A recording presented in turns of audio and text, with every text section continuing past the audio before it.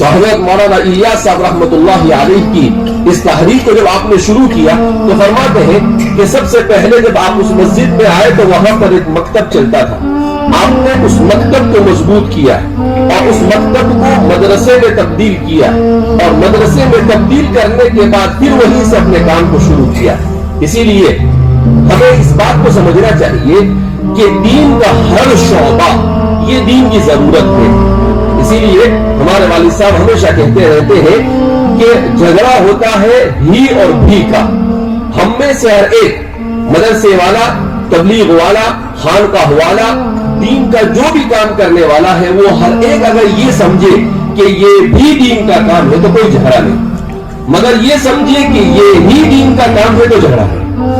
تو ہی اور بھی کا جھگڑا ہے۔ ہم میں سے ہر ایک یہ سمجھے کہ یہ ساری دین کی ضرورتیں ہیں،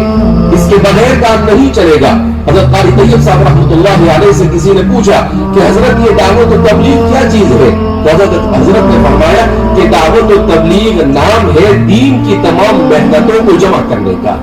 جس میں دین کی تمام محنتوں کو جمع کر دیا گیا۔ کہا اس میں تعلیم بھی ہوتی ہے، گویا کہ علم دین بھی یہاں پر جمع کیا گیا، اس میں ذکر بھی ہوتا ہے، گویا تزکیے کو بھی یہاں پر جمع کیا گیا، اس میں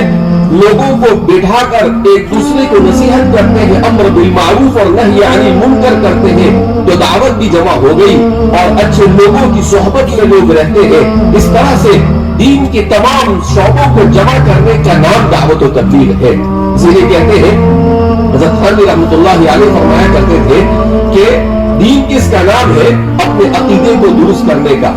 اپنے نفس کا تزکیہ کرنے کا، اپنے اندر علم دین سے اپنے آپ کو آراستہ کرنے کا، اپنے اخلاق کو اسلام کی تعلیمات کے مطابق کرنے کا اور اپنی معاشرت کو دین کے تابع کرنے کا۔ کہا جب یہ پانچوں چیز آ جائے کہ آپ کو پورا عقیدہ معلوم ہو، آپ کا پورا احکام کا علم ہو، آپ پورے طور پر اسلامی اخلاق سے آراستہ ہو، تو اس کا مطلب یہ ہے کہ آپ نے پورے دین کے اوپر عمل کیا۔